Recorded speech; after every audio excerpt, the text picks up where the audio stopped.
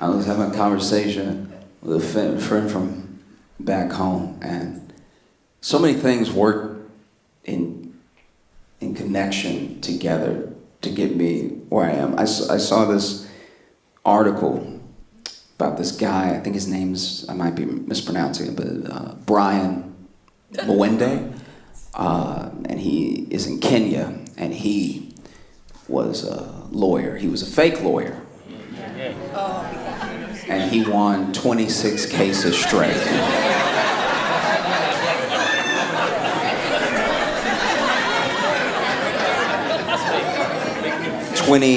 26 cases straight, one after the other. WW. And then they finally caught him. And now he is awaiting trial, where I pray he represents himself.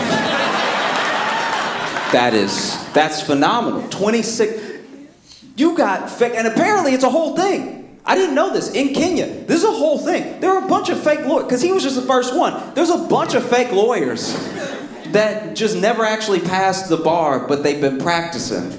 I guess they got a storefront or something. Like, I don't know, you just walk in and you're like, you seem like a lawyer. You know, the only way I know any lawyer has been a lawyer that I've ever worked with was the paper on the wall behind their desk. If that's fake, I have a fake lawyer. Meanwhile, in America, we have, so my friend from back home that I worked with, we used to work together, and he wasn't always on the right path, right? So he used to be involved in some gang shit and everything. And he got caught up on some drug charges. But these drug charges were not things he actually did, right? So he almost went in confident. Okay, I know I have a past, I have a rap sheet, but I wasn't even there. I did not do this thing. His lawyer graduated from Cooley. If you don't know what Cooley is at least spoken of as the worst law school in America. It is where, famously, Michael Cohen went. Michael Cohen, Trump's lawyer, who went to jail. Do you know how bad of a lawyer you have to be representing somebody else and you go to jail? Do you know what I'm saying? Trump still hadn't been to jail, and his lawyers keep going to jail. The level of crime you have to do for the jail to miss you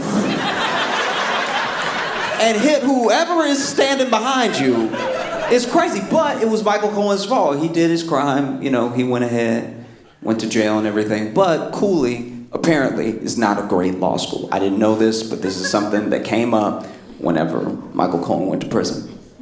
And it was confirmed by my friend who had this drug charge, had a lawyer representing him that went to Cooley. And lawyer walks in, public defender, right? Walks in and doesn't say hello, doesn't ask him really anything, just goes, how much time can you do?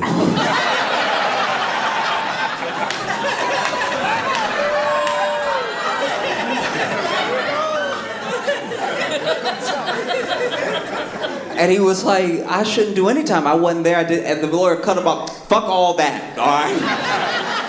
How much can you handle? Like, in your spirit, how much time can you do? I just don't want to see you broken. You know, you're a young man. We might be able to get... And he's like, have you talked to the prosecution already? He's like, no, I haven't talked to him, but I heard he good, okay?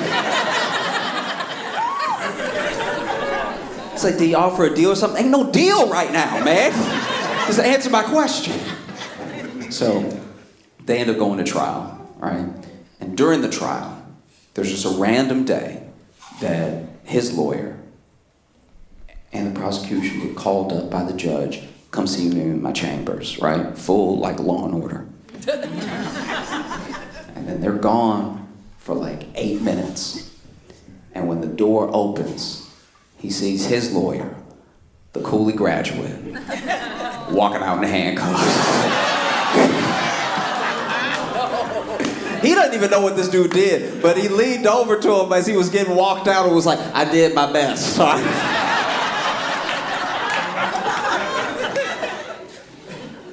This year has been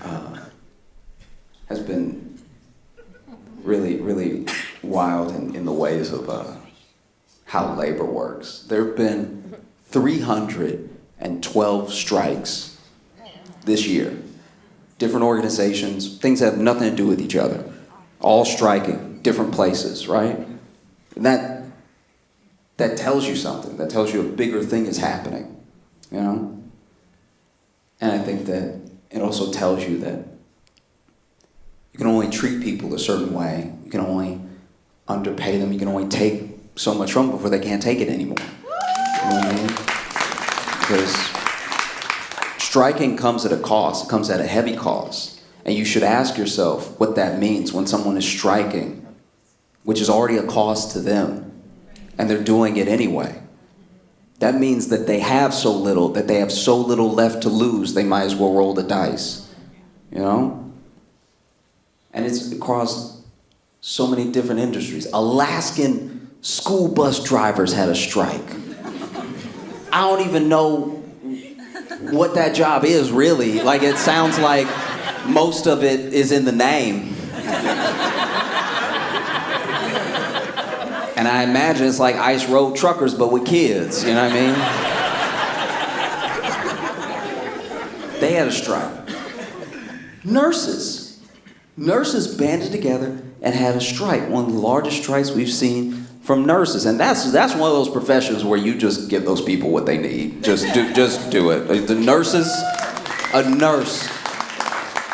And they've already in some places reached some sort of agreement, which happened quickly, because it has to. I feel like maybe the executives that work at hospitals wanted to hold out.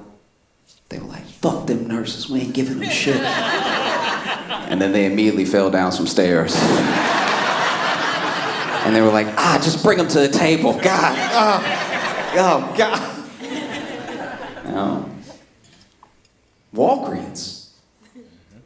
Walgreens has strike.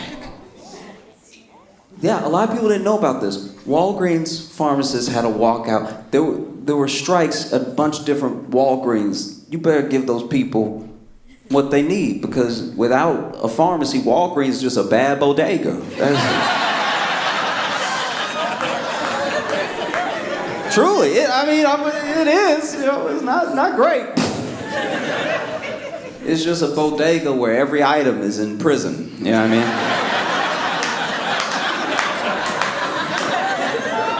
That is truly devastating. I hate that so much, because then you go to a Walgreens, you go to a CVS, you gotta hit the button.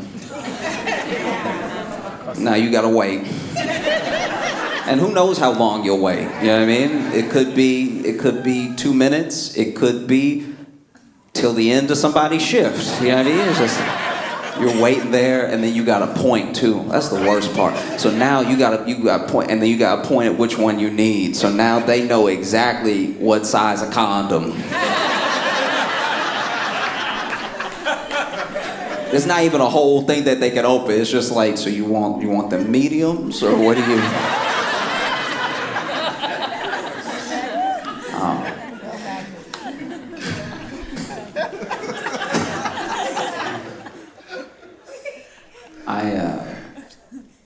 I've been thinking about this a lot.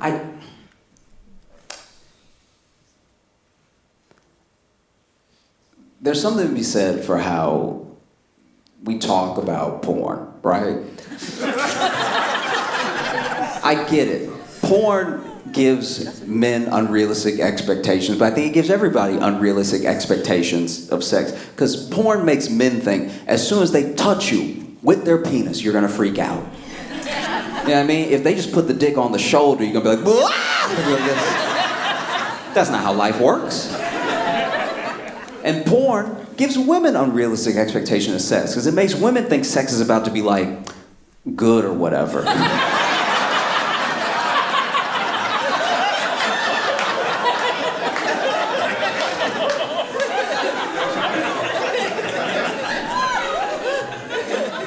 But the thing that's really important to remember, the thing that keeps me grounded as a person, is that I go ahead and I watch the bloopers. You have to watch the bloopers. This is the thing. When you watch porn, one of the reasons people have unrealistic expectations is because they forget that when you watch porn, you're watching an edit. You know what I mean? Those are very sexy people who have sex for a living, but they're also doing the best of clips right now. They're not showing you everything. When you watch the bloopers, you realize even porn stars, they get down like us. There's a lot getting puffed out. There's a lot of just like lots of things that humanize the experience. You know?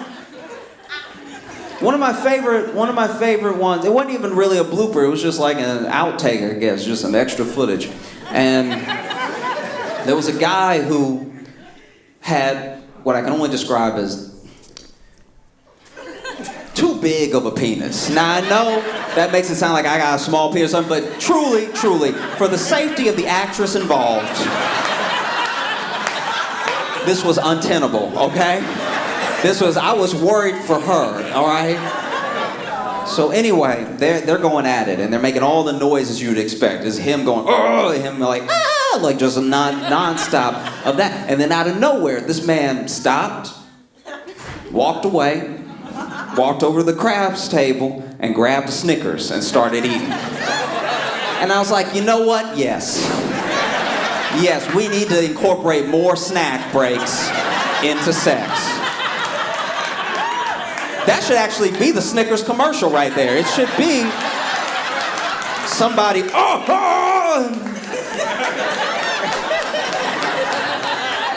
These are both good.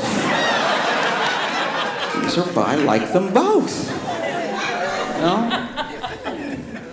One of my favorite bloopers though was this. There was once again a guy, very well endowed, going at it, just really giving it his all, putting all of his creative energy into the scene. Okay, and then he's like really like all this stuff like that, and then he clearly catches a Charlie horse. And I looked like the DiCaprio meme for a second. I was like, yeah, me too. I do that all the time. We should really stretch before we get. Wow. And then my man is over there, and you can see him trying to push through it, just like.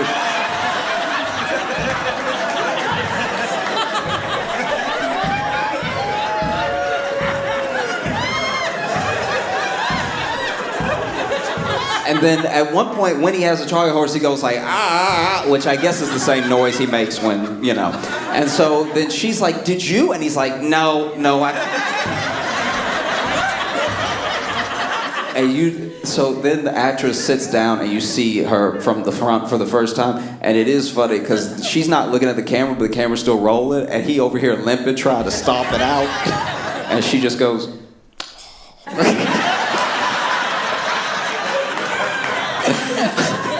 y'all have been so great. Thank you so much. I'm Josh Johnson. I guess we're all doing better than Diddy.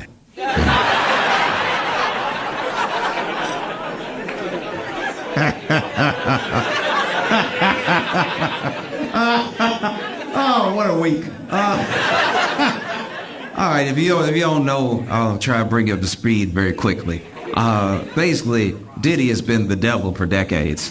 And it's really only this year that everything's sort of coming to roost, right? It sort of started with a lawsuit brought by his ex-girlfriend, Cassie. And, in the lawsuit is detailing horrific things you will not, you will feel sick if you read the lawsuit. And Diddy said it was all a lie. Just nothing but disgusting lies about his character, and he settled the lawsuit the next day.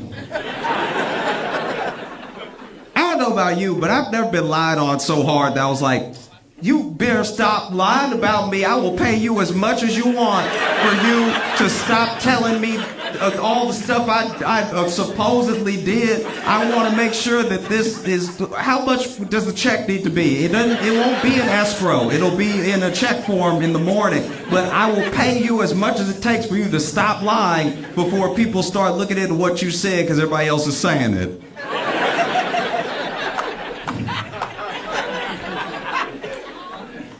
Well, no, it's crazy. And even more recently, more allegations and more investigations have been going into Diddy being an alleged, legally you have to say it, being an alleged sex trafficker and everything, to the point where, this week, the FBI raided all of his houses at once, just to make sure, every single one at the same time, make sure he wasn't house hopping or anything, just going everywhere. They grabbed all the homes and the homies and they pulled everybody outside, and it was truly astounding to watch, because if you've ever watched, like I watch a lot of news, so I remember like the Roger Stone raid. Anytime the FBI or Homeland Security does a raid, it's a weird hierarchy that you notice, because they'll show up to do the raid, right? So FBI or Homeland Security, they'll be fitted up, right? Top to bottom, they got the AR-15, they got the vest on, full body armor, they got the boots, they got the helmet, and then sometimes they actually have backup. Backup is SWAT. So then SWAT is also there dressed like SWAT, and we know what SWAT is dressed like. And then it will just be the regular police. And it kind of made me feel bad for the local police, because, like, imagine you show up to work and all your coworkers look like Call of Duty that day. And you just have to show up with your chest. That's unfair to them. Like, if I was a cop, I'd be like, y'all ain't got any extra ARs in the trunk or anything. I can't hold something. Y'all just showed up all prepared. Y'all said he dangerous. You know what? I'm gonna wait next to the car. That's what I'm gonna do. Y'all, this is bull. I'm not doing. And truly, watch any FBI raid. All the local police are next to the cars in the street. They're like, no, they gonna get them. They gonna get them. Oh, you better watch out, because they coming. All right. But yeah. They raided all that dude's houses at one time, pulled people out, were like, interrogating people, were trying to look for stuff in the houses. And meanwhile, a lot of people have been waiting on Diddy's downfall for a long time, so they track his movements. And I want to take a quick second, because a lot of people, as this is mainly like a black thing, knowing about Diddy. Like, it feels like the world didn't know, but black people, we knew. We were like, nah, something happening with him that seems off.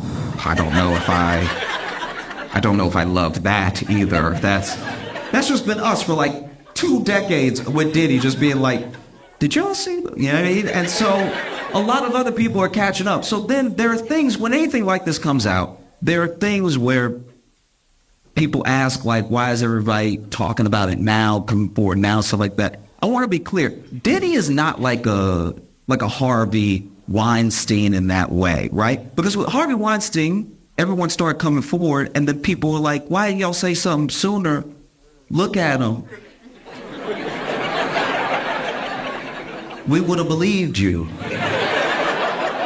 Like, we don't do a good enough job of believing women, but with Harvey, I'd be like, whatever y'all say he did, he did. I can just see it from his build that he did whatever. But Diddy's a very different thing. Diddy's scary. A lot of people are scared of Diddy. And you want to know one of the reasons why people are scared of Diddy?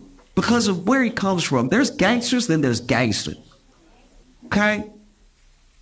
Diddy's dad has ties to Frank Lucas.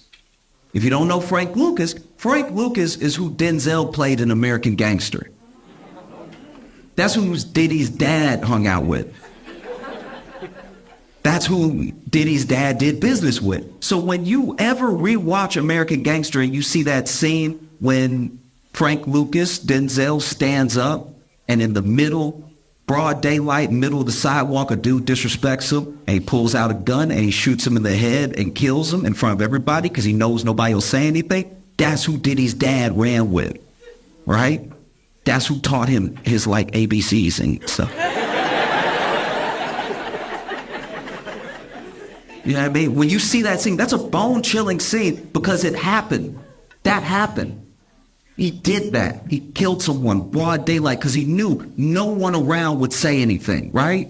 So when you see that scene and you see Denzel do that, just know that one of the extras in the background, at least one of those kids, is Diddy. That's... terrific, you know? And that's why people are getting so scared of him, because we know that he just moves differently, you know what I mean? And a lot of people have been waiting on his downfall for a long time, so when the FBI was raiding, people were like, where is Diddy? And you know how these kids are now? They're very smart. They can track anything. They track Diddy's plane. And so while the FBI is raiding all of his homes at one time, Diddy's plane is leaving America.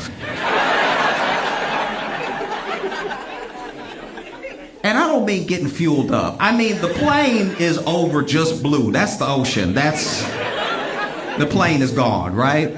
And the plane is headed for Antigua. Now, Antigua is still extradite. So a lot of people are like, why would he be going over to Antigua? Then other people said, hey, maybe he's landing in Antigua because everybody knows that's his plane. He's going to land in Antigua. He's going to get on a friend's smaller plane. And he's going to go to a country that doesn't extradite, like Bali, right? So then that plane lands in Antigua, it comes right back. When it lands, turns out Diddy was never on the plane. He was in Miami the whole time. This man is a terrible rapper and an incredible villain. I've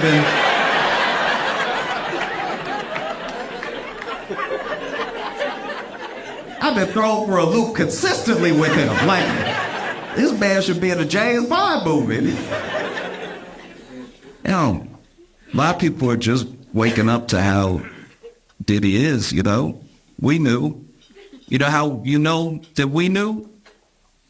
Diddy's the only black billionaire we didn't root for. It's a very big deal when you get a black billionaire. We're always like, oh, yeah, oh, we did it. You know, I remember when that guy, you know that guy that gave the commencement speech at Morehouse, and at the end of the speech he said he was going to pay for all the kids' student loans. That moment went viral. It was crazy. Kids were crying and everything, jumping up, screaming. I looked it up. I found the guy. His name was Robert Smith. Turns out he's a billionaire. He didn't give me any money, but I was at home like, we got another one. Diddy became a billionaire. We were like, good for you.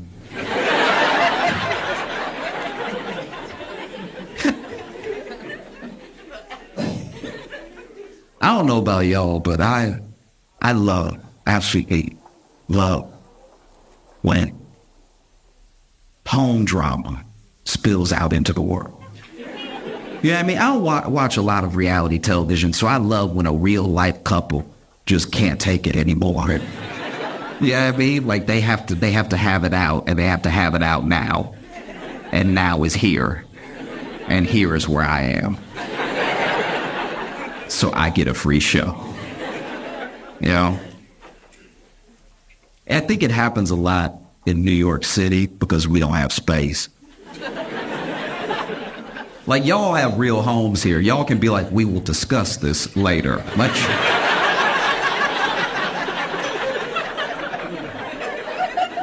In New York, we don't have that. We're like, I want to argue in private at home, but home don't have no elbow room.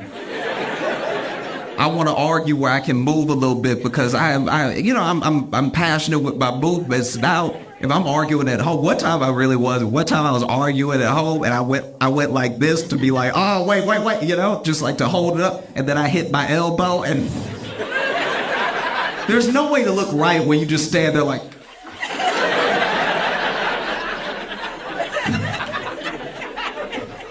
You know, so sometimes couples just have to have it out in that moment, you know? And I was walking. I try to do this at least once a week. I was on a walk with no AirPods in, right? Just really like be around in the world, you know? And I think it's an important thing to do because it opens you up to what's happening around you. And I would have missed this had I had my AirPods in. I was walking, and as I'm walking, I see this dude bust out of the door of his house, right? He's running down the stoop of his brownstone, no shirt on, anything, looking terrified, like, look. And so I turn and I see what I can only imagine is his girlfriend or wife running behind him. And I was like, all right, this seems awesome. Let's see how it goes. And she has something in her hand, but it doesn't look like a gun, so I'm like, I'm willing to stay and see this through. Because you know, if it's a gun, people get upset, they miss. Now she done shot me, I'm bleeding out. I'm not even part of your love. I'm laying there holding my wound, y'all done worked it out. Like, this could all be for nothing. It's just she's holding something, but I can't see what it is, right? And as he's running down the stoop, she runs down with him, and she gets to this specific step, and then she goes like this, right? She goes like this, and then a piece of what she was holding flies out and hits him in the back, and he goes, ah!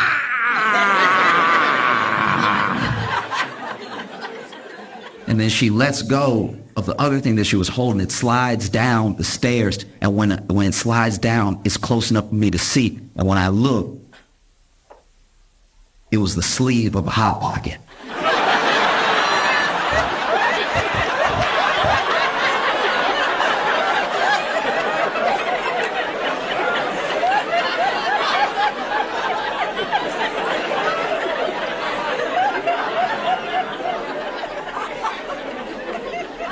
This woman done burned the hell out of this man with a Hot Pocket.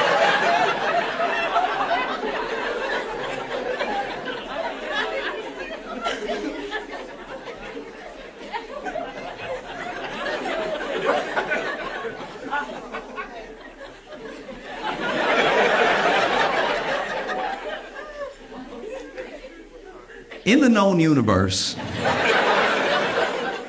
there are about 4 states of matter, right? There's gas, there's liquid, and there's solid. There's also plasma. Now, plasma can reach a temperature of about 45,000 degrees Fahrenheit, and just under that. Close second is Hot Pocket juice. Hot Pocket juice must be studied. This will burn your soul. Hot Pocket juice is far too hot. It is absolute insanity, okay? Because we've all been there. We've all been there where you were hungry, you heat up the Hot Pocket, that's gonna be quick, and then you went ahead and you put it higher than the instructions say, because you know when you follow the instructions, the middle cold. So then you put it at least 2 minutes higher than the instructions say because you got a different type of microwave. Your microwave doesn't work like the box says. And so you put an extra 2 minutes, but now we're into heated territory that no one, even the people at the company, are aware of, right? And then you pull the Hot Pocket out, you hold it by the sleeve, and you wouldn't even be in this situation if you could just be a gentleman and wait, right? But you're hungry, you're greedy, you can't help yourself, and so you blow, you do blow. You do. You give it a good try, too. You blowing the bread. You're not doing anything for that juice inside. That juice is still bubbling like lava. Wait to bust out. And so then you take your first bite, and because you're hungry, because you're being greedy, you bite too hard, the juice pops out, it hits your lip, and you go, ah!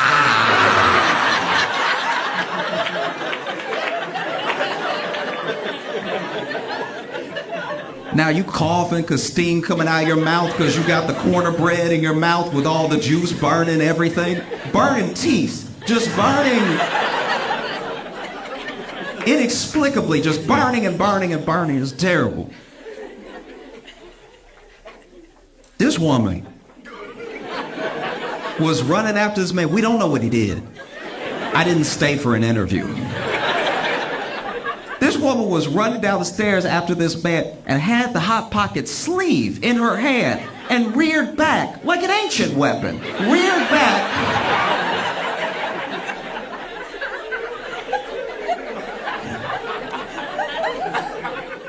And flung the Hot Pocket out. Flung it like she had done it before. Like She must be burning him weekly to have this sort of aim. If this was a game show, I could never sling it and hit what I wanted to hit. And she hit, not only did she hit him, she hit him in the middle of the back. She hit him in the spot, so it's in just enough of a position that he can't really reach it. Like it's not here and it's not here. Like this man is fighting for his life right now. She gave him 32nd degree burns. And my man's like, ah! And I want to help, but I'm like, I'm not going to burn my fingers. Like, and then I had never stopped walking the entire time, but I did take off into a brisk jog. Because as he was holding the railing of his stoop, I saw her lift another Hot Pocket. I was like, let me leave before I witness a murder.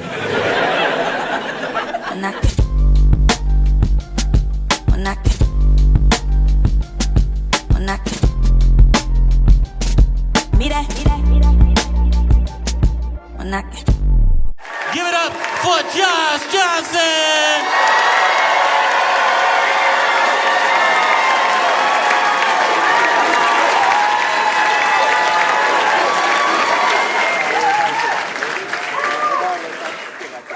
The world has a clear imbalance to it, and people get away with things all the time that they shouldn't be able to. But every once in a while, something really fair happens. Yeah, I mean, something happens that's so fair that you're like, even though a person took it into their own hands to make it happen, you're like, you know what, this makes up for a little bit. Like, I'll give you an example. Okay, so my buddy is a wedding photographer. He's been a wedding photographer for like 17 or 18 years, maybe even 20. And so he's done weddings, for most of his adult life. He got in photography as a kid, and now that's like his prime means of income. And so he was doing this wedding, and everything's going good. Everybody dancing, having a good time, like get that slide. The toast, everybody's toasting, I've always loved you.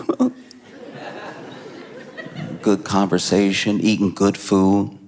And one of the bridesmaids walked up to him at some point in the wedding and was asking him questions because she was getting into photography, and she even thought, I might photograph weddings one day. Maybe that'll be how I make money. And so he was giving her, sort of like lowdown on how he does it and how he expects there to be like a wedding season. That'll be where he makes the bulk of his money, and then he'll have to save up money. The conversation lasted about like 4 minutes, right? But then she walks off, and then the groom walks up, and the groom walks up and says to him, look, you are here to take pictures. Okay? I don't want to see you talking to the guests or anything, because while you're talking, you could be snapping, so snap, snap. All right? And so then this dude, goes ahead like a professional, finishes all the pictures and everything, and they get their pictures 2 weeks later, which was the agreement, and the bride looks beautiful.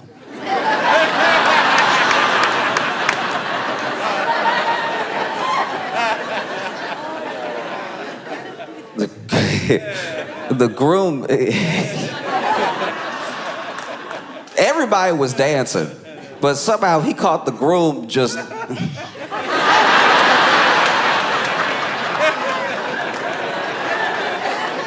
Everybody was eating. It was only with the groom that was like... Everybody was toasted. It was only the groom that was like... So obviously this dude called him back, furious. He was like, what's wrong with you? I thought you were a good photographer. Are you out of your mind? Why are you taking pictures like this and sending them? My wife looks beautiful. You made me look terrible. And he was like, oh, I just wanted everybody to see what you were like on the inside, from the...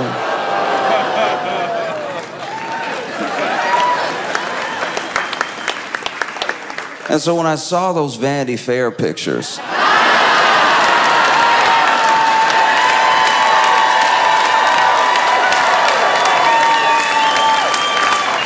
I was so genuinely taken aback. So in case you haven't seen the, wow, spectacular, jeez. In case you have not seen these Vanity Fair pictures, they are so fundamentally wild. Okay, so Susie Wiles did an interview with Vanity Fair, but they did like a whole profile of Trump's cabinet, did all these pictures of Trump's cabinet, right? And the photographer, Christopher Anderson, was taking the pictures, and he's known for taking pictures that are sort of like out of the box in general, you know? Like, you do know what you're getting into when you hire someone like him because you know he's gonna do something unconventional, you know, something fresh, right? And he took a picture. He took a picture of J.D. Vance.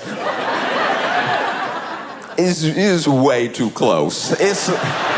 It is way too close to his head. It's so close. Oh man. The picture is so close. It looked like when you go to take a picture with your phone and you open it and it's accidentally on selfie mode. And then you get insecure. You're like, ooh, ooh.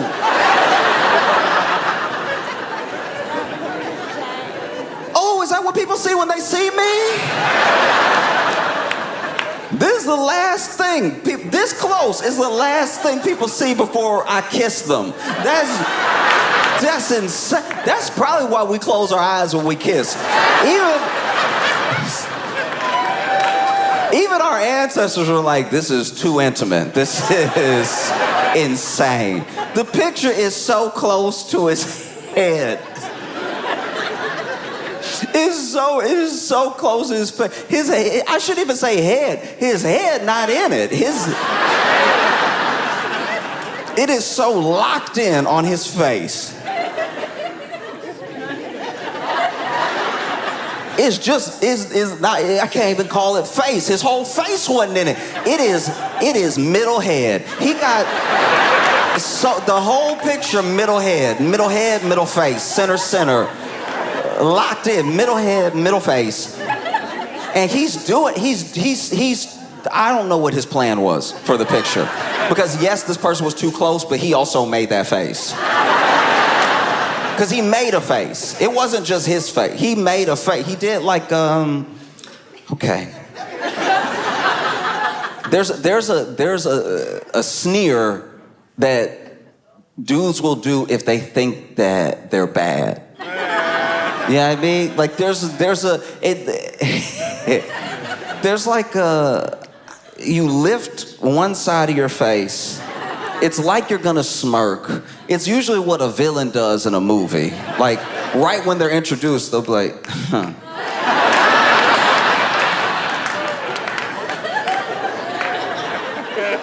Now, he did overdo it. He did overshoot the sneer, so it's very much like, oh.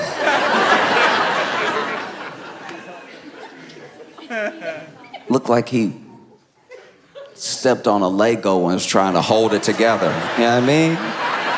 You ever get hurt in front of somebody and you don't want to look hurt, so you just... Okay, I'll give you a good example. All right, one time for 4th of July, I went with some friends to their family's 4th of July. Spent the whole 4th of July with them, right? And they were firing off in the backyard. A bunch of the kids were firing off Roman candles, right? And so then they all... Right? Everybody was having a good time. And then this kid fired one off. And then the last one exploded, but it exploded before it got all the way out of the tube. So some of it did explode like on his hand a little bit, right? And everyone saw it. And then, you know, kid is like 12, 13, right? And then there was this other girl at the party who was like 16. And so she turns, because we all heard the pop. And then she turns, she's like, oh my gosh, are you okay? Yeah. You know, he's 13. She's 16. She's an older woman. She just saw something horrific happen and asked him if he's okay. And he went...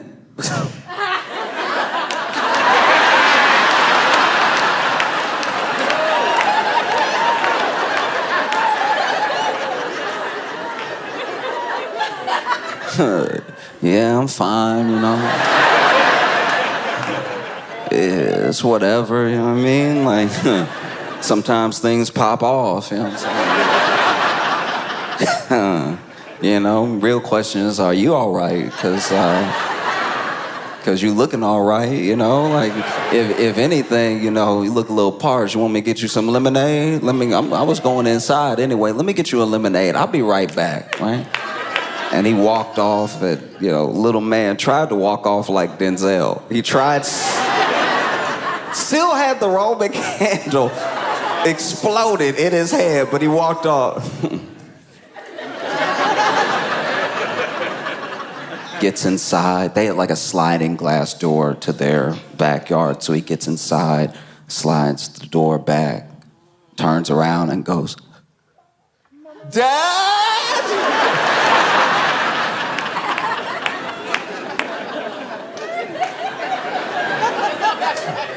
Anyway, J.D. Vance had like a...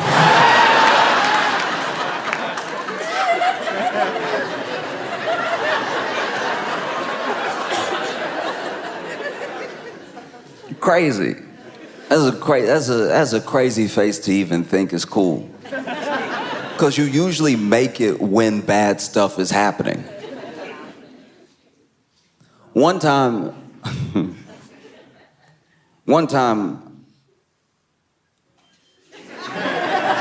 this is vulnerable, I'm sorry, but okay, so one time I went to this fair. It was when I lived in Chicago, and they did like that Taste of Chicago thing.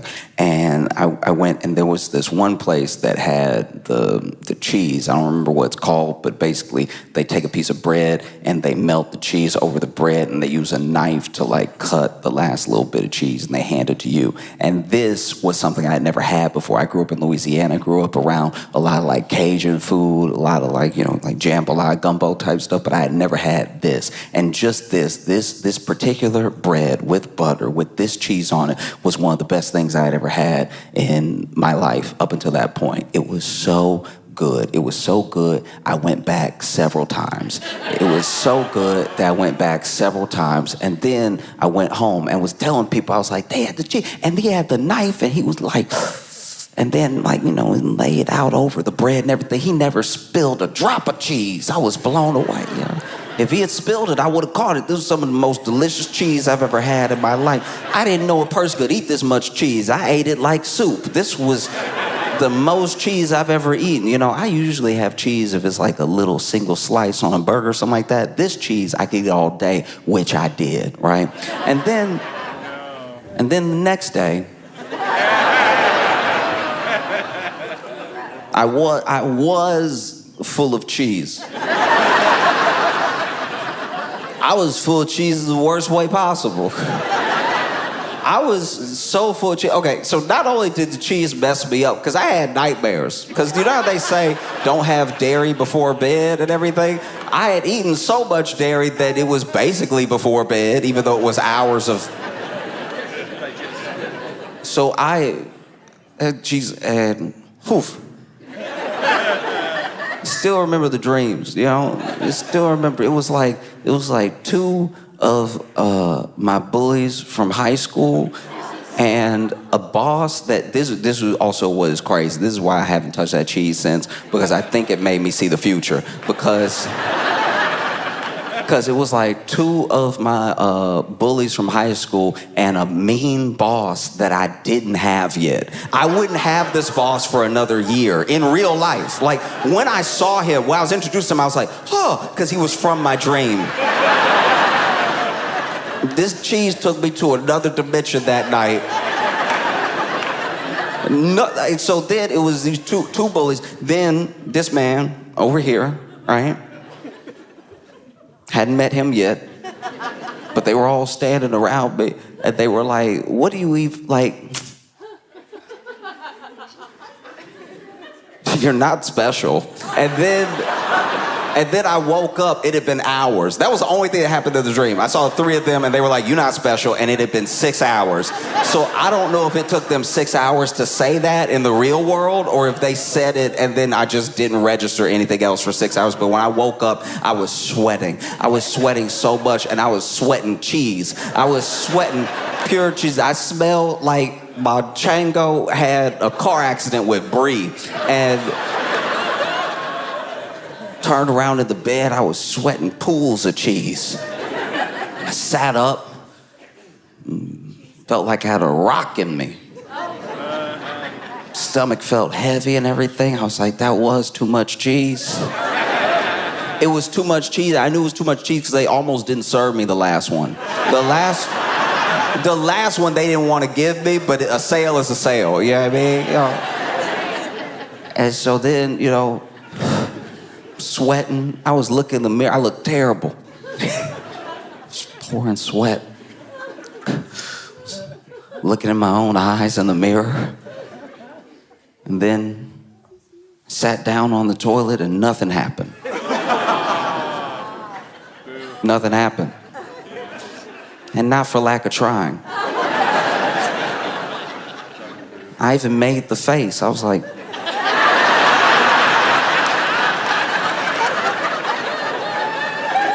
so when I saw J.D. Vance in the Vanity Fair, I was like, that's clearly too much cheese. This man looked full of cheese. The picture is so close to his head. It is crazy. It looked like him, but doesn't look like him. He's got one of the most interesting faces I've ever seen. Because he is not, but somehow almost, but definitely not, but maybe, but if you look real fast and blink twice, kind of handsome. You know what I mean? Like if somebody flashed a picture of his face, you'd be like, I think that was a chin. Like I think whoever you showed me has a chin. And then if you look at him too long, you're like, what are your cheeks doing, all right? What is their function? Are they out or are they in? I can't tell what is happening under that beard. Even his eyes, I'm like, is that eyeliner? Is it eyeliner or does he just have like a smoky eye naturally? Is that what evil does to a person? You know what I mean? Does he look like...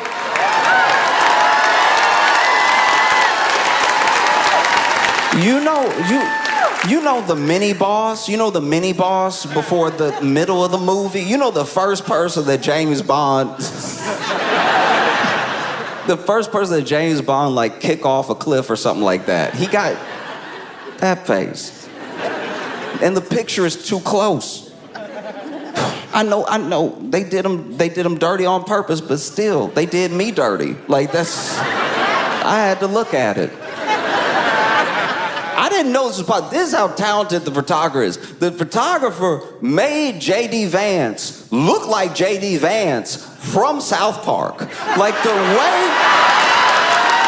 way he looked in the thing is so close that when you fill out the rest of the face, you imagine it the way that they did it in South Park. And even in South Park, they were like, let's go ahead and like over-exaggerate every feature. That is what will make it funny. Ha-ha comedy, right? But then this guy was like, nah, I think I could do it for real. Like, I think I could do that to him.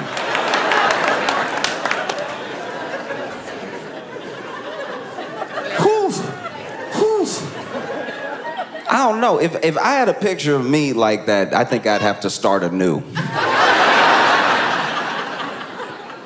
New life, new face.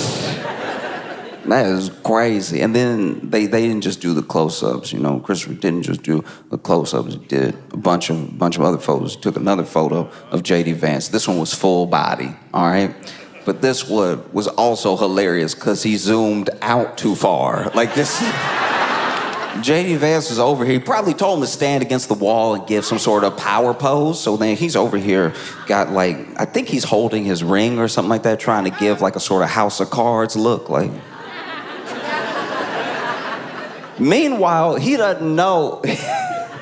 the camera zoomed out enough that it's not just him at the wall, it's the floor. It's like a part of another room. I don't know what that is. I'm not acting like I know, I wasn't there, but I think he snuck a couch in the picture, which is also crazy work. That is a wild thing to do to somebody. To put a Wayfair looking couch in a picture of J.D. Vance trying to sulk a little bit. It's a very romantic picture. It's crazy right here. And then, he wasn't done. Took a picture of Marco Rubio. And he took a picture of Marco Rubio. He decided to make this one black and white. J.D. Vance's was color.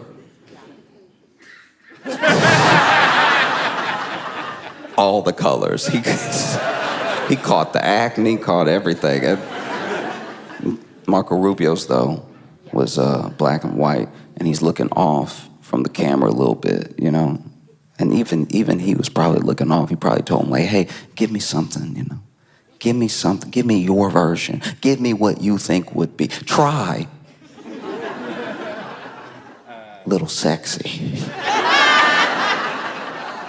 And then Marco Rubio hit him with the...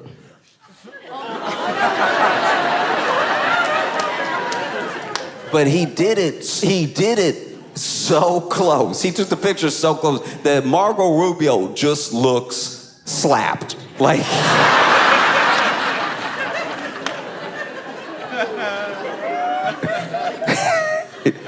He looked like that moment that somebody gets slapped right before they look at who slapped them. You know what I mean? Like, they just moved your face. And a down slap, too. A down slap is very disrespectful.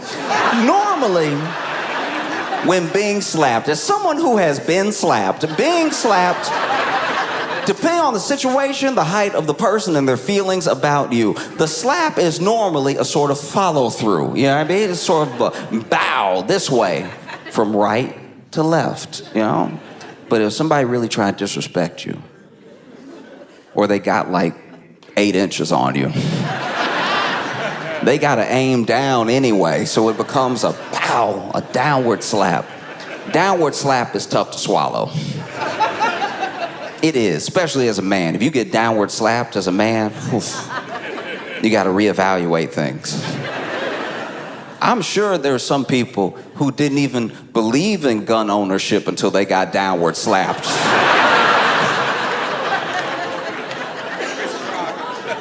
Getting downward slapped will change your life. You know, wow, right? You don't really catch up. Up is too close to an uppercut, but up would be funny. Somebody jump up, pow. Face goes, ooh, look at the stars. But this, you know, Marco Rubio down like this. Look like he's sulking a little bit. Like the picture is so close to his head. It looks like it looks like you are comforting him.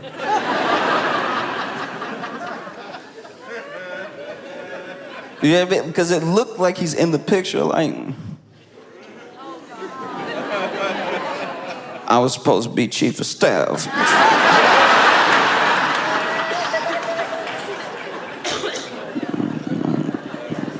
He promised.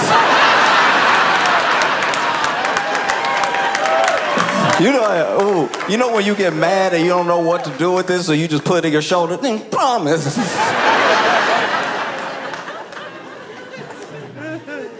Down. Rough. That's rough work. I mean, then he took another picture of Marco Rubio. This time, it was full body. And honestly, you should have stuck with close-ups, because the full body is genuinely wild, because Marco Rubio, I don't know what he told Marco to do, but he took a full body picture of him very far away, once again, just like Jay Vance, very far away, makes him look small. I don't know why Trump called him Little Marco Rubio. Maybe it's because he genuinely is a short man. Maybe it's because he shrinks up when he's around real men. Like, I don't know why Trump would call him Little Marco Rubio until I saw the picture. And I was like, that is crazy to put him in the picture, have him stand there. He's bent over a little bit. There's a lamp right here, and there's a doorknob on the other side because they let an open door be in the frame. And Marco Rubio fighting that doorknob for height, fighting. Normally, I don't even think about doorknobs like that, but I was like, how close is that doorknob to his head? That doorknob look egregiously.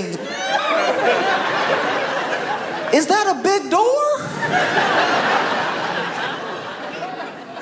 It was genuinely uncomfortable. I was over here, and he's leaned over. This dude leaned over at it, and it doesn't really make sense why he's leaned over. Like, it feel like maybe he told him to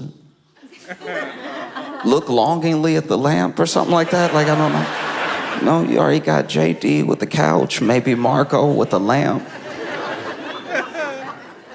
But he's standing there looking like a piece of candy fell out of his pocket. Like no. Now it's dirty.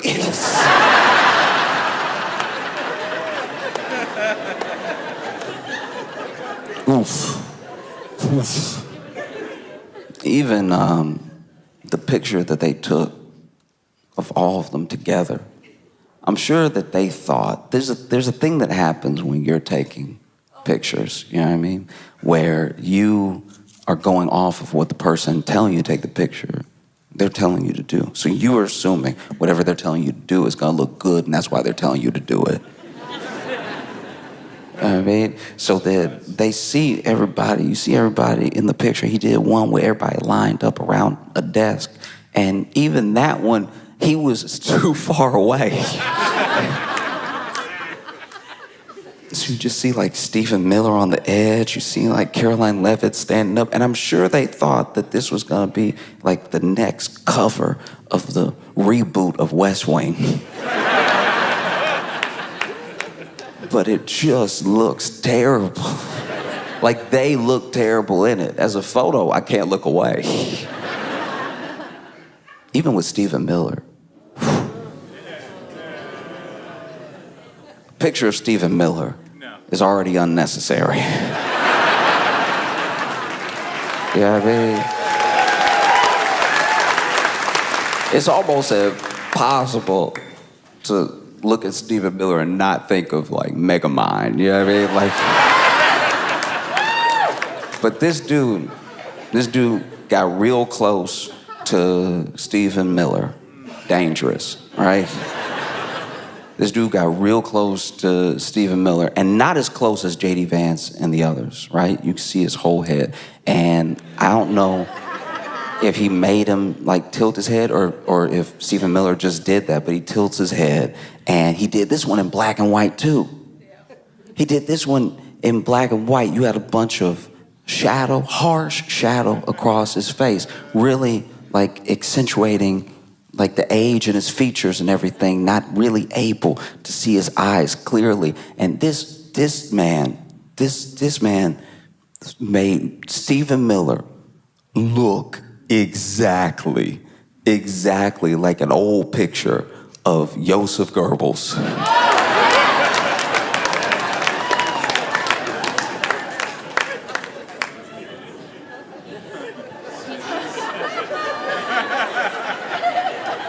When I've heard Stephen Miller compared to Joseph Goebbels before, like that thing, that like concept is not new. What is insane is that Christopher Anderson heard the comparison and he was like, yeah, I could do it. I could do it.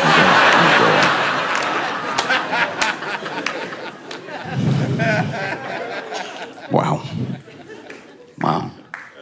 Even the picture they took of Stephen Miller, like sitting on a couch, right? I think he was on a couch, may have been in a chair.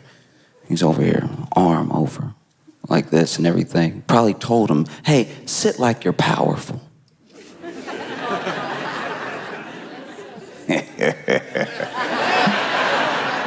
No, sit powerful, sit confident, sit like your wife isn't cheating on you with Elon Musk. I don't know, it's what I've heard. I don't know. He tells him to sit down, he sits down.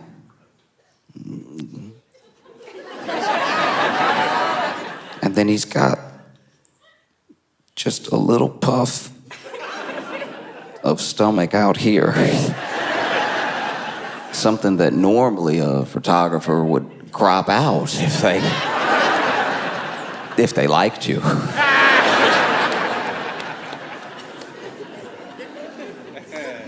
Even Susie Wiles. Susie Wiles, they took a picture of Susie Wiles, chief of staff, and that one very close.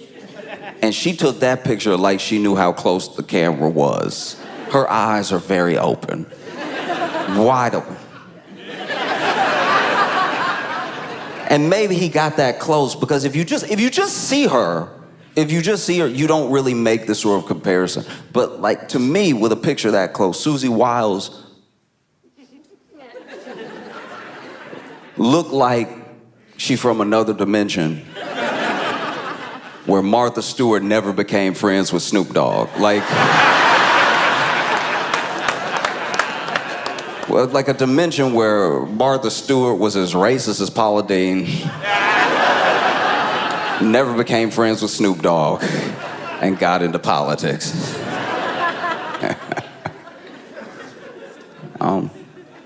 Whole thing was crazy. He even photographed one guy. I'll admit, I don't really remember who that dude was, but he just sort of made him look at the ceiling. And I was like, all right, fair enough. Yeah, I guess he's also confused about what he does.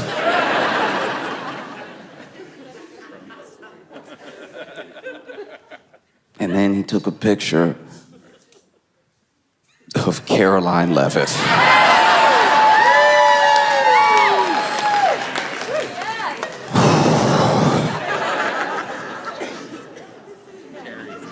It's very close. Some would say 2. And it just, wow.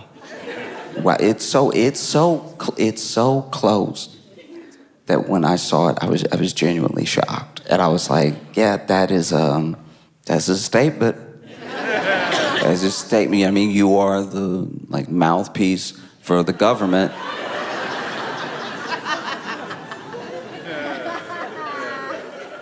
You're like the mouthpiece for Trump and the government, and the picture that has been taken does make us look at your mouth.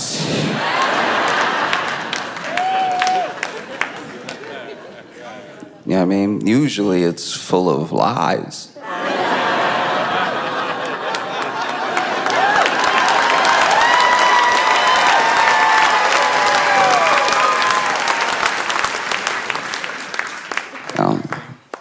They were talking to Christopher Anderson about this photo shoot, and when asked about it, he was like, as a photographer, I take it as my responsibility to photograph what I encounter.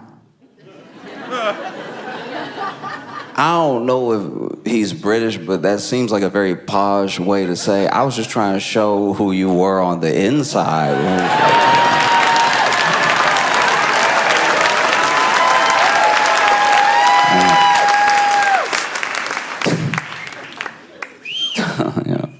It is funny though, because that Vanity Fair article, they interviewed Susie Wiles, and as chief of staff, she has a lot of inside information, and she talked to this reporter, Christopher Whipple, for Vanity Fair 11 times. She talked to him 11 times. So it's not just like one interview that she could say is being taken out of context or they didn't use the whole thing. She came back 11 times. 11, wow. 11's a lot. At 11, y'all are like close. yeah, she was just sort of like airing everybody out. It was crazy.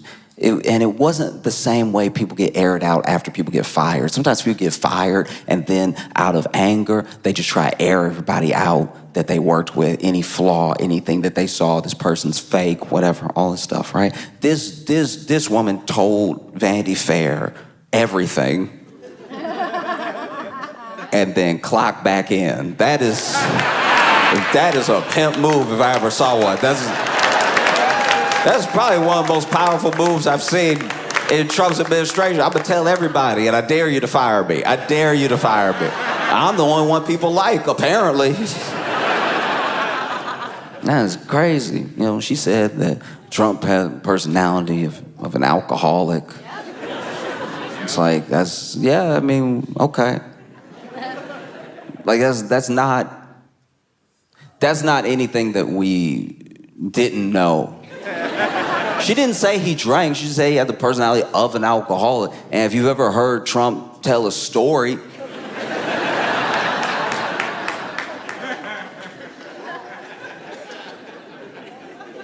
I've been to more than 1,000 barbecues where the same type of story was told by the same uncle who had to digress, who... if you told me Trump had been drunk this entire time, I would believe it. I'd be like, that all checks out now. This actually makes so much more sense if you were drunk. Like, even a rally, you'll hear him speak at a rally, and you're like, if he was drunk, it would make sense that he speaks in commas. He can never just go through one sentence. There's always a detour, you know? Many are asking me, more people than have ever asked anyone ever. You know, one time I was at a party and there were a lot of people there too. I'm being asked by almost as many people as there were at that party, but also, do you know Kristen Stewart and Robert Pattinson dated? That's kind of wild. Anyway, I was being asked by someone. I have the best polling numbers in the history of numbers. And when you check the numbers, they're gonna seem fake because the radical left is, Nancy Pelosi also makes a lot of money from, she also makes a lot of money from the stock market, and I don't even know if that should be allowed. She's crooked. Her and her husband. You know who else has a husband? My wife. My wife has a husband. It's me. I'm my wife's husband. And I'm the president of the United States, and I came here to tell you wanted to talk about something?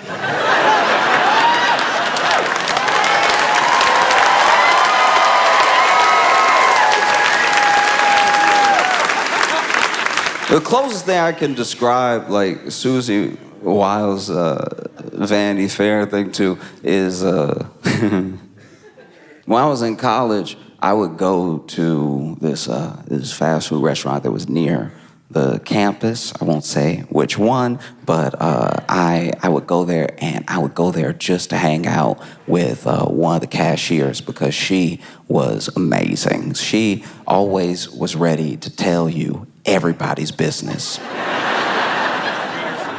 while you ordered.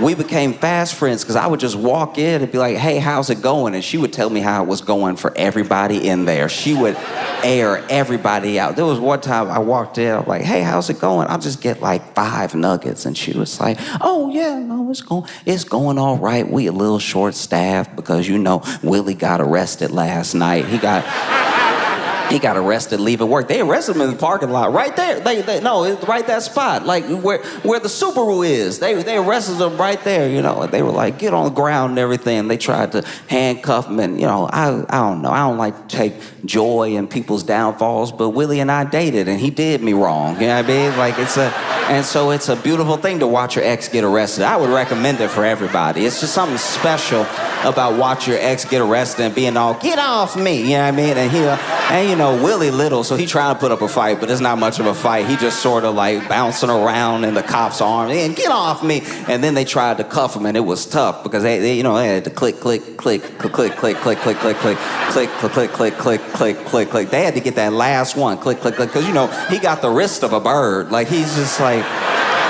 It's like trying to arrest Tweety Bird. You gotta click it all the way. And then one of them slipped off and they thought that was him. He was like, no, you gotta click it all the way. Cause he'd been arrested before, yeah. So then they put him in the car and drove off. So, you know, he's not here on fries, but I'm having a great day. I'm doing wonderful, yes.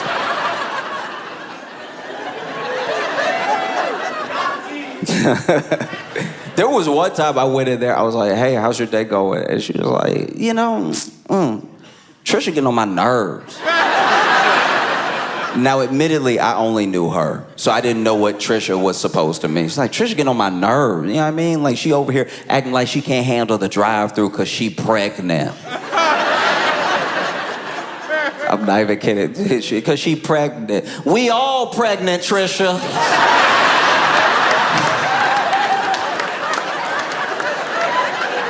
People gonna act like they can't do something because they pregnant knowing you pregnant. I'm pregnant too, Trish.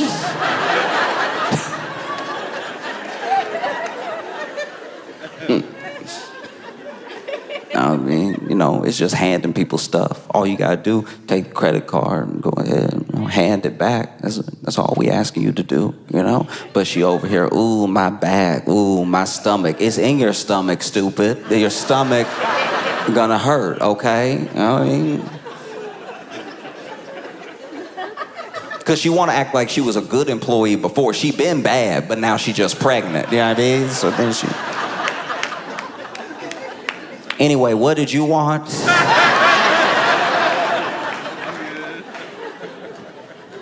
I was like, I just want to know more. There was one time I walked in, I don't know what beef they had before I walked up, but she was walking to the counter.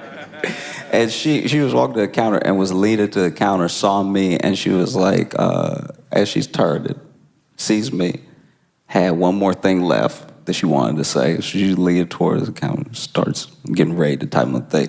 But then she's like, stay pregnant, Trisha.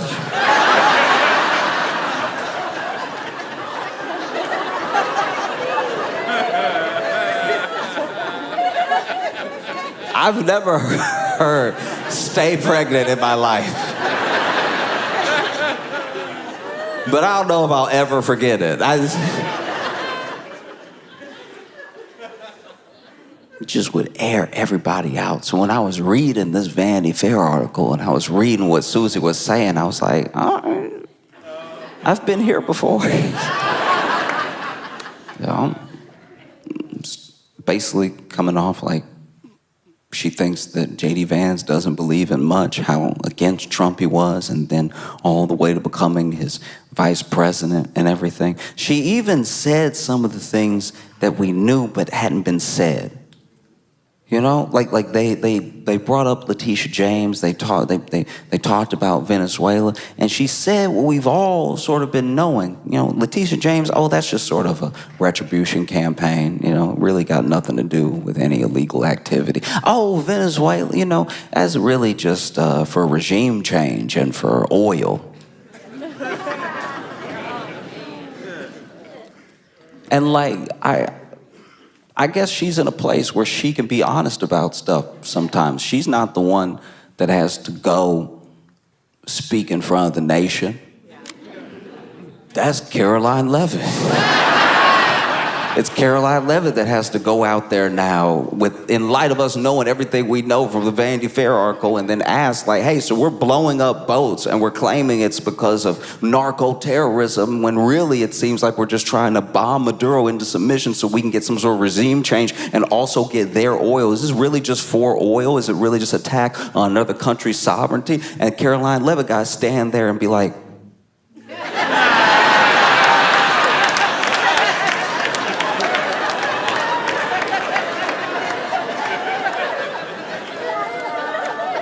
the president has been clear about this.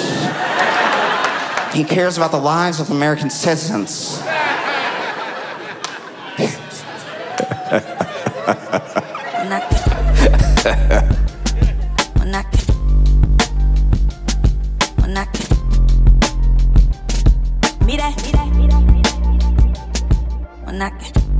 Make some noise for your friend and mine, Josh Johnson.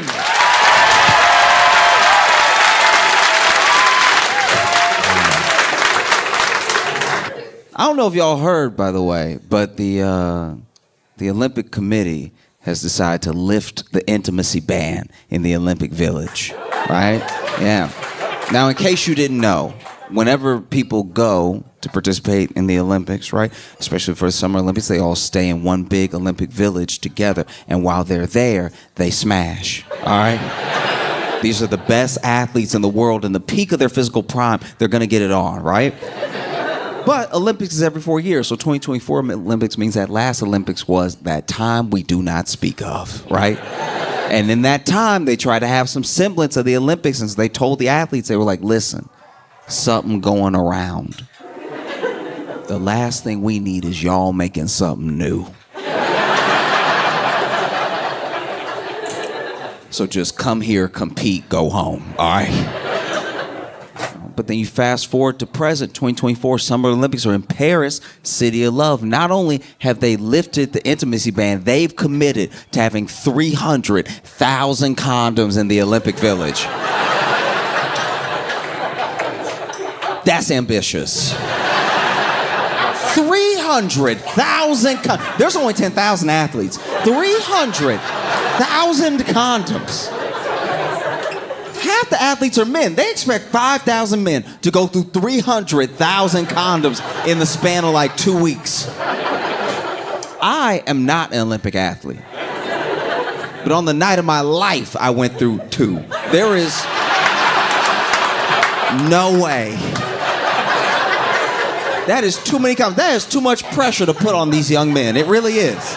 They are already flying from around the world to win glory for their country. And now they gotta worry about putting a dent in their pile. That's not fair. It's too many condoms because you acting like all the athletes are gonna smash equally. They won't. Because you can be honest, when you think about the Summer Olympics, you think about the track stars, the swimmers, the gymnasts, the sexy athletes. Nobody's thinking about the equestrians. No one's like, he just ride that horse so good.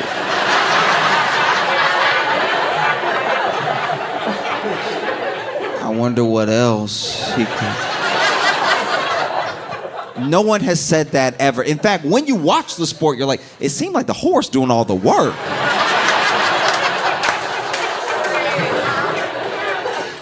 Oh. Like, it wouldn't be a problem if it was like maybe the Winter Olympics, you know? Winter Olympics could get through 300,000 easy, right? First of all, they need the warmth, right? Second, if there's any athlete from any sport that could get through 300,000 condoms in a couple weeks, it's the curlers.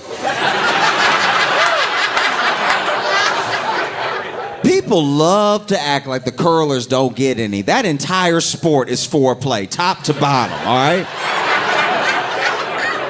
Every time they're playing, every time they send that rock down the ice, what do they do? Every single time, just, nice and gentle to get it started, you know what I mean? And then they send it down to that other guy on the other side of the ice with the broom, and he just...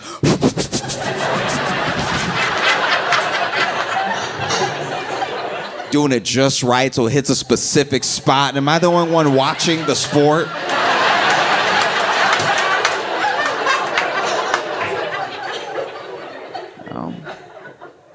Because that's my big issue. I just feel like, how do I put this? Okay, I feel like when it comes to the summer sports versus the winter sports look really, really cool. And all the sports are hard to do. All the people that participate are athletes, right? I'm not being disrespectful. I'm just saying that the people who aren't athletes that do those things still look cooler when it's winter. Does that make sense? Like if you are snowboarding and then you accidentally hit some like slope and you do something cool in the air, people still gonna want to bang you when you land. But if you playing table tennis, there's just a lot of the summer sports that are very virgin adjacent, is what I'm...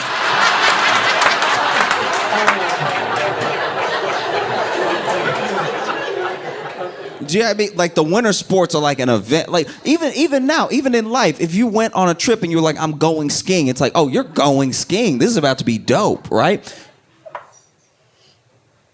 If I'm not trying to be disrespectful. I do think that people who do like the shot put and stuff, those are very impressive athletes. But if you walked up to somebody in life and said, I throw, it doesn't hit the same. You know what I mean? Like, there's just activities that are very impressive when the athletes do them, but if you're not an athlete, it's not impressive. Even the javelin. You look at the javelin, when an Olympic athlete does it, when they walk up and they do that, and then they like, blah, blah, and then it just goes forever. Wow. When you see like a regular guy do it. I was in high school and I saw, okay, it was a kid. He was supposed to be the best one at this other school because I wasn't on the track team, but I was like adjacent to the team. Like if somebody got hurt, they would let me run. But they knew I wouldn't win, so it was just to appease me because I kept coming to all the meets and I kept dressing out like I was one of them. But they were like, "You slow, you can't be with us." But I was like, "Yeah, but sometimes y'all trip, and one of these days it's gonna be my time to shine." And they were like, "Yeah, but the other kids will still be fast." And I was like, we'll worry about that bridge when we cross it, right? But anyway, there was a meet where this kid had a javelin, and this was a bad track meet to begin with because they had everybody doing everything at the same time, right? And so then they had some of the kids running to qualify at the same time as kids were throwing the shot put and stuff. Now, people weren't really that strong, so things weren't going that far, but there was this one kid that was very good, and then he threw the javelin, and then he threw the javelin, and then you just heard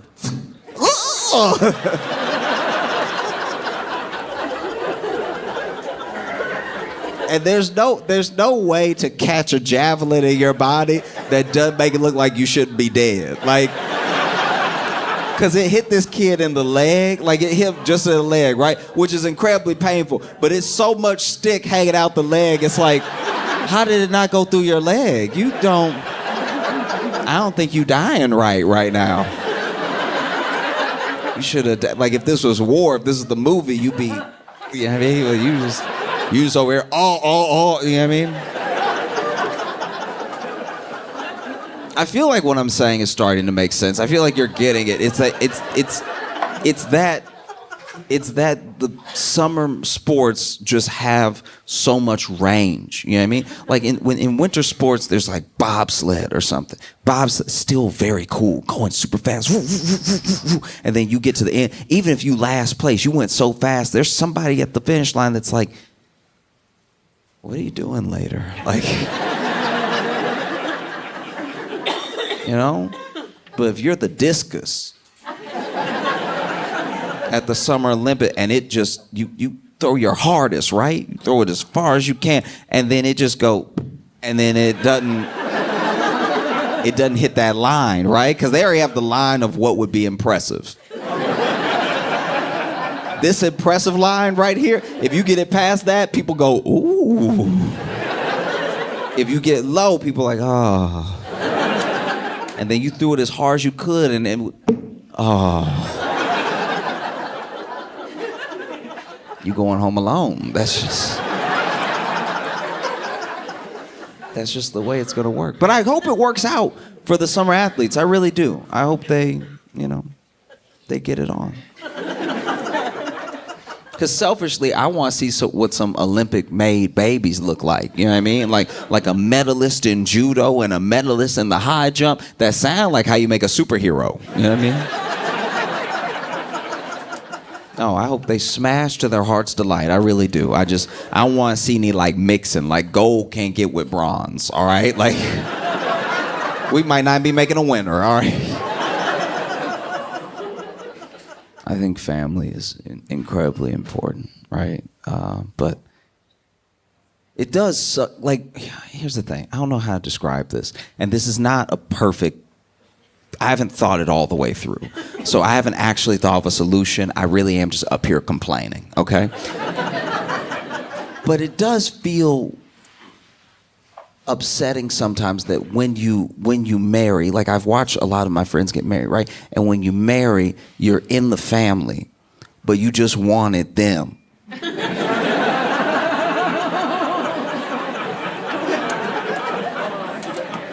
Do you know what I mean? Like you love them, and then a bunch of people you don't know are like, no, us too.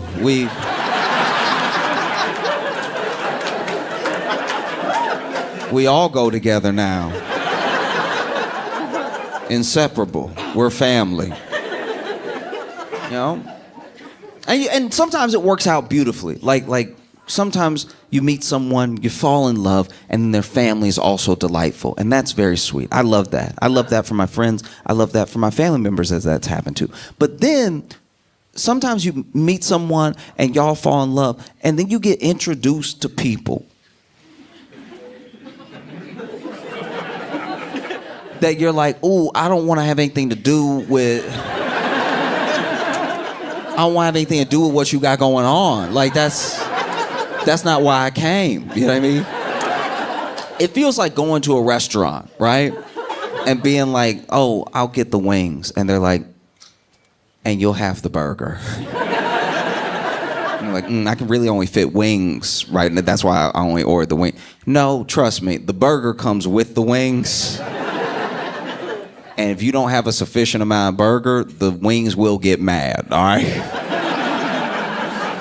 The wings will be like, why don't you care about my burger, right? And you'll be like, I just wanted you. I didn't sign up for burger. I just wanted, I don't even like beef like that. Like, I just wanted some chicken wings.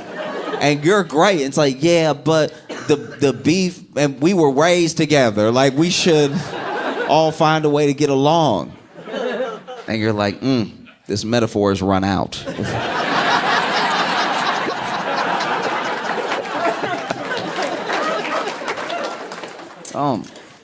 No, I just look, I've watched it happen, and it seems like a real bummer. It seems like, because you know that your friends will tell you about it. They'll tell you about what's going on, and it'll be some in-law and something, and they're not getting along, and I'm like, man, that's because you can't even really yell at them good because they're not actually your family. Do you know what I mean? Like, at a certain amount of yell, like if it's your brother, your sister, you can let somebody have it. Y'all grew up together, and even if you were in separate households or whatever, you can still that's your bloodline. You can be like, you're an idiot, right? When you put in law on the back end, it just takes all the juice out of... Like, some people still have a very good relationship, and I love that for them. But some people are like, my brother-in-law is a real... He's... You just want to choke. It's not even just... It's... Sometimes I dream about just punch the back of his head until I just pull back. The knuckles are just mush. I hate him so much, I don't even have words. And then you have to be like, but that's your brother, but not, right? One of the most interesting cases of it I'd seen was, okay, so this kid from my hometown got married young, right? So they got married like almost right out of high school. So they're like 19 and stuff. And they want to be married to each other, but they're weirdly self-aware that they don't really have the resources to start a life, right? So they just married at home, right? They didn't have to do this at all, right? But they spend a lot of time at her grandma's house. Now, they're married, right? But then the grandma got remarried because the granddad had been gone for a while, and the grandma could still get it, right? So she So she was out getting it, right? And so, you know, she was out playing the field and everything, and then she found somebody to settle down with. Yeah, I mean, like settle concrete with, right? Because this is the last one, right? And it's like, and so she found somebody, and then, you know, that guy is now hanging out around the grandma. Now, his wife loves her grandma, loves hanging out with her and everything, so they're over at the house a lot. But he has a very weird situation because he has an in-law now, right? The grandma is his in-law, but she just got married again. So now this guy is like a step granddaddy. And if you think things can be fraught with a stepfather, a step granddaddy cares so little about you. Because he's like, I almost didn't meet you. Like, I don't, like, everybody grown. Like, we don't have to be talking right now. And so he had a step granddaddy kind of in-law, right? I've lost how this works. But all I know is he didn't have a in-law granddaddy, but then that stepped in, so now he's the step granddaddy, and that guy's name is Earl, and Earl is a dick, right? Earl using all the time he have left to just be an asshole. Which normally I would be on board with, but it was happening to my friend, so it was just kind of funny. Like Earl would be watching TV, and then they come over, and he still want to watch his show. And then he would say, because the grandma was never watching TV, she was always cooking or doing something, right? So it would just be him and Earl sometimes in the room while she was chilling with her grandma. And he'd be like, hey, can we watch like anything else? Because Earl would love to watch like Star Trek, stuff like that. And he's like, can we just watch the news, anything that's happening, right? Besides this. And Earl would be like, yeah, sure. And then he would get up and like go to the bathroom or something. But what he had done when he was getting up was he snuck the batteries out the remote and put them back and gave them to my friends. Now he just pressed it thinking that the TV not working. You could have said no.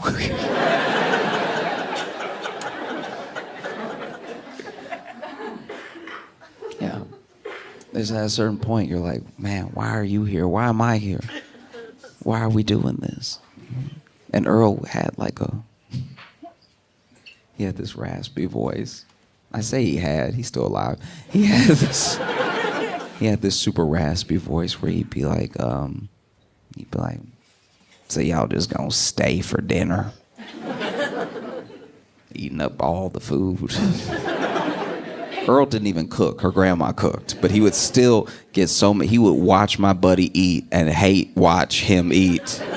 He got the same food on his plate, by the way. This is how you know Earl a true hater from the core. Because he eating the same, it's not like my friend has something delicious he can't have. He just hates that this dude also has cornbread. So he's like,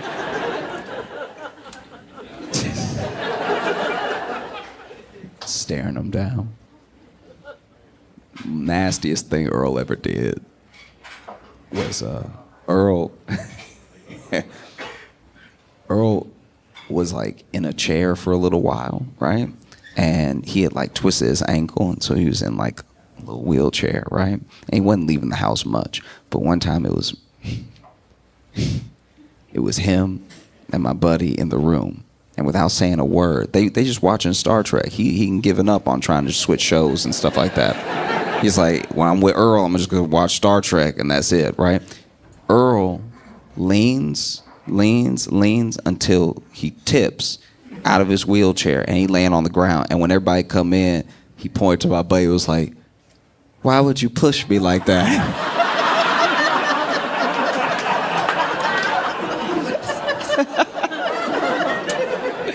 Oh,